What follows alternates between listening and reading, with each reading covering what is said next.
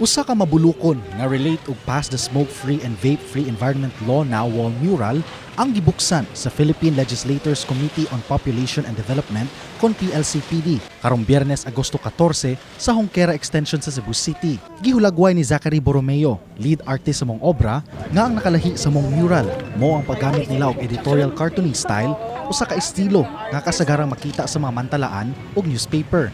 Nalipay ko nga they believe nga ang art bitaw naa sila kanang ability nga kana bitaw maka-change og kanang people's perceptions, but we did it in a more positive way kay dili man wala man mi nagkuan kanang naghadlok ba sa mga na-vape, but they also part man pod sa among cause pod, di ba?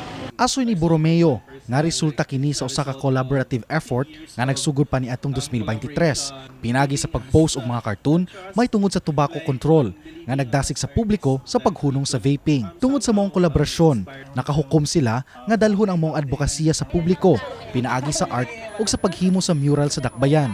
Malipayon sab ang general manager sa usa ka hostel nga si Mickey Borneo nga silang bongbong gibuhat ang mong mural. Asoy niya, kaniadto puno pa sa sigarilyo ang palibot sa lugar tungod kay usa kini ka smoking area. Mao nga sa dihang mihangyo ang mga artist nga ibutang ang mural silang bongbong, wala na siya nagduha-duha sa pag-uyon. Well, it inspire, no, and that it will create a lasting impact and to everyone who pass by that area who smokes, and those who do not smoke will be encouraged na to tell those people they know na ug mahimo hinahinayan na ang pag-undang og smoking until they'll eventually stop smoking and achieve that smoke-free, vape-free environment.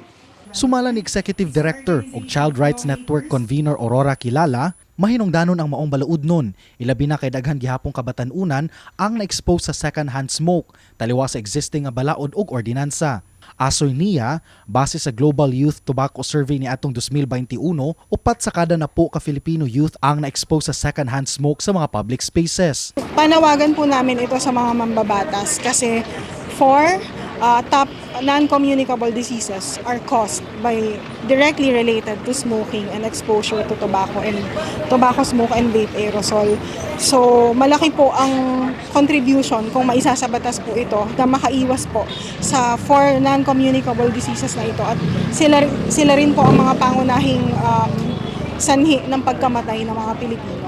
Ubos sa House Bill No. 9603 o ang Smoke-Free and Vape-Free Environment Bill, gipaila ang 6-point framework nga relate aron mapalig-on ang pagpatuman sa smoke-free o vape-free nga polisiya. Naglakip kini sa pagtangtang sa mga giila nga lugar nga mamahimong makapanigarilyo o vaping areas sulod sa mga establishmento, pagpalapad sa mga smoke-free o vape-free zones, paggahin og pondo alang sa local health budget allocation, pag-ila sa mga LGU nga epektibong nagpatuman sa mga balaod, paghimo og task force batok sa panigarilyo og vaping o pagpabugat sa mga silot batok sa mga makalapas. Samtang gihangop sab sa pipila ka mga tinun-an ang maong polisiya nga gihulagway nilang usa ka dako ug mahinungdanong lakang sa pagpanalipod dili lang sa public health apan lakip sab ang kalikupan. I support this bill because I think it is a good step forward towards making the environment a lot cleaner, because I think that one of the biggest issues in Cebu right now is that it's highly polluted. You can see trash everywhere, and wherever you walk you will see cigarette butts just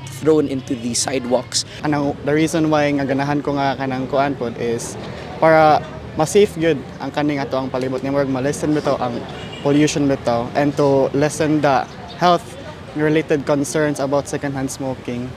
Gawas sa unveiling, ilaha usab gipadayag ang commitment sa gobyerno sa dakbayan sa Subo sa pagpalig-on o pag-establisar og nasudnong standard alang sa smoke-free o vape-free nga mga public spaces o workplaces.